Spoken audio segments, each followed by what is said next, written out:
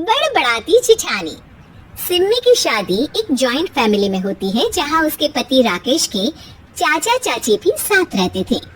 उनकी बहू मेघा सिम्मी की जेठानी लगती थी। अरे मेघा, राकेश आ गया है, उसका खाना लगा दे बेटा। हाँ माँ, बस वो चेंज कर ले, मैं खाना लगा दूंगी। सबके कमरे में जाने के बाद सिम्मी और राकेश साथ खाना खाते हैं, जिसे देखकर मेघा को जलन होने लगती है। अरे सिम्मी, हमारे घर में पति के साथ खाना खाने का रिवाज नहीं है, तुम्हें राकेश ने बताया नहीं क्या? सिम्मी मुस्कुराकर वहाँ से चली जाती है कि मेघा सिम्मी की सास के पास जाती है। अरे चाची जी, राकेश भैया तो सीधे हैं, कुछ नहीं बोलते, कुछ नहीं समझते, लेकिन आप तो सयानी है ना। अब देखिए, साथ बैठकर खाती है भैया के, कुछ झूठा मीठा उसका भैया के पेट में चला जाए तो सिम्मी को तो पाप लगेगा ना, पाप। सिम्मी मेघा की बात सुन लेती है लेकिन कुछ नहीं बोलती। अगले दिन, सिम्मी, मैं मुंबई जा रहा हूँ, तुमको चलना है तो साथ चलो।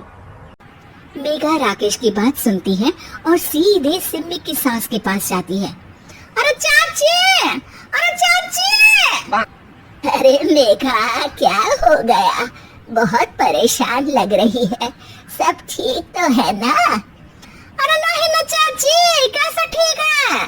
राकेश भैया मुंबई जा रहे हैं, आप तो जानती है कितने सीधे हैं, इतनी दूर जा रहे हैं, कहीं कुछ हो न जाए।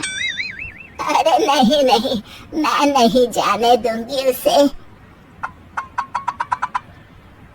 अरे सिम्मी, पता चला है कि राकेश मुंबई जा रहा है ना बेटा, ना, वो नहीं जा सकता।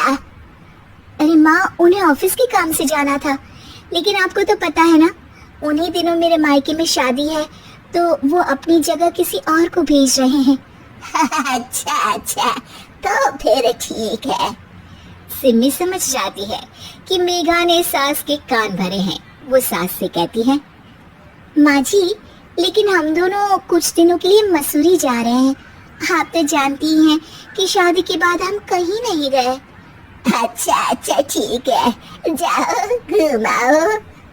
सास वहाँ से चली जाती है। सिम्मी अपने कमरे में कपड़े पैक कर रही होती है कि तभी मेघा आ जाती है। अरे गर्मी में सर्दी के कपड़े काहे पैक कर रही हो? सिम्मी को मेघा पर नाराजगी तो होती है, लेकिन फिर भी वो कुछ नहीं बोलती।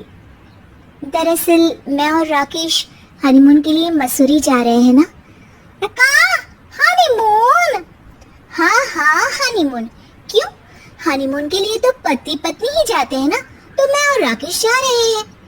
मेघा भागकर सिम्मी की सास के पास जाती है। अरे चाची, सच में तुम लोगों जितना सीधा परिवार तो मैंने देखा ही नहीं है। अरे अकेले भेजोगे दोनों को?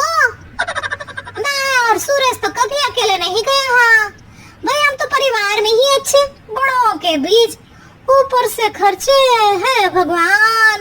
अरे चाची, पहाड़ी इलाका है, कुछ हो गया तो? सास सीधी सिम्मी को बुलाती है, लेकिन सिम्मी तो वहीं सास के कमरे के बाहर ही खड़ी थी। बस मेघा दीदी, आपसे यही उम्मीद थी। अरे बड़ी हूँ, घर के कायदे कानून तो मैं ही बताऊंगी ना। अरे तो अपने घर में रखे ना सारे कायदे कानून। आपकी सास खुद खाना बनाती है क्योंकि आप यहाँ आकर मेरी सास के काम भरती है। आपका पति हमेशा खुद खाना लेकर खाते हैं क्योंकि आप मेरे घर में ये देखने के लिए बैठी रहती है कि मैंने और राकेश ने साथ खाना खाया तो खाया कैसे। मेघा दीदी, आप अपने घर और घर वालों का ख्याल रखिए, मेरे घर में ज्यादा घुसने की जरूरत नहीं है। और हाँ, मैं अपने सास और पति को संभाल लूंगी। मेघा चिल्लाती हुई वहाँ से चली जाती है, जिसकी आवाज सुनकर राकेश वहाँ आ जाता है। सिम्मी, मैंने तो तुम्हें पहले ही अपने घर का माहौल बता दिया था।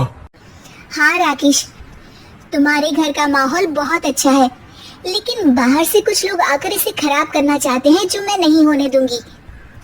सास सिम्मी की बात सुनकर कमरे में चली जाती है। सिमी और राकेश घूमने जाते हैं और जब वापस आते हैं तो दरवाजे में मेघा और उसके पति खड़े होते हैं, वो भी सामान लेकर। अब छोटे मर्यादा तोड़कर घूम रहे हैं तो हम काहे नहीं। अरे भाभी, तो आपको किसने मना किया है?